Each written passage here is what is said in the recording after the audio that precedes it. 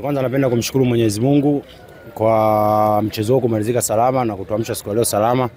Pili, napenda kuwashukuru mashabiki wa Babati kwa walivyojitokeza siku ya leo kwa siku ambayo tulikuwa tunatambulisha wachezaji wetu ambao hawakufahamu. Na pia kwa yote walikuja uwanjani kaona mchezo tulivyocheza na kila mtu ameridhishwa na kiwango chetu, na pia sisi kama wachezaji tunazidi kumwomba Mwenyezi Mungu atujalie katika kiwango hicho tulichokionyesha leo tukionyeshe mpaka siku ya Ijumaa kwenye mechi yetu ya ligi. Kwanza kimeongezeka vitu vingi. Cha kwanza ni hamasa wachezaji. Unajua mnapokuwa wachache tofauti na mnapokuwa mpo wengi.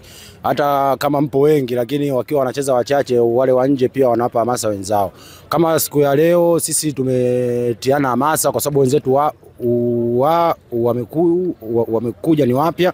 Kwa hiyo sisi kama wachezaji ambao tulikuwa zamani tulikuwa tunawapa moyo na kuwaonesha mazingira ya Babati, na pia tunashukuru kwa wale wageni wamecheza vizuri, kila mtu ameona, na imani katika kiwango hicho walichokicheza watacheza pia hadi kwenye ligi kwa kutupa nguvu sisi ambao wa zamani.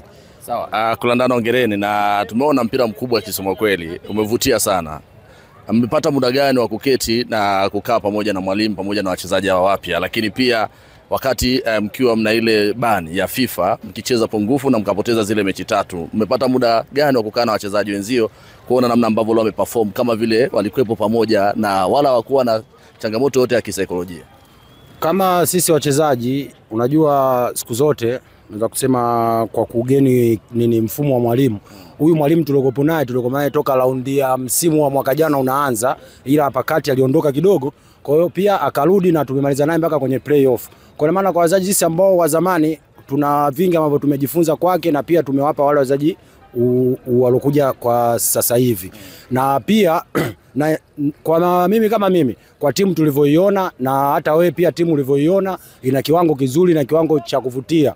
Mimi kikubwa tu napenda kumwomba Mwenyezi Mungu. Unajua unaweza kaongea yote lakini pia Mungu ndo kila kitu. Atuzidi kutupa uzima na afya. Mimi na imani wa Tanzania na mashabiki wa mpira kwa Tanzania hapa watafurahi sana. Kile ambacho msimu uliopita kilikuwa changamoto na mkaishia kwenye playoff mkaponea, yani ponea yenu ilikuwa dhidi ya chama la wana Stand United, lakini mlistruggle sana. Kwa awamu hii, kwa namna ambavyo mnakaa na wachezaji kwa ujumla, wewe kama captain lakini pia kiongozi Rais Japhet Makau, mnazungumza nini na pengine yapi ambayo mnatamani myafanye myakamilishe mapema ili asije akatokea msimu jana?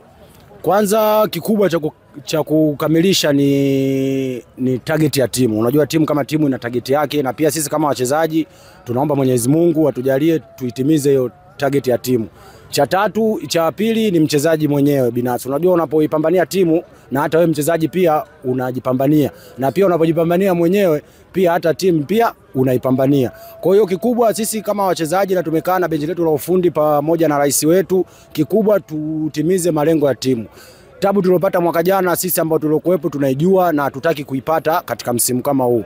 Mwanzo tulianza vibaya, lakini na imani kuanzia mchezo wa Dodoma Jiji tutafanya vizuri na kila mtu ataiona timu yetu ina utofauti mkubwa.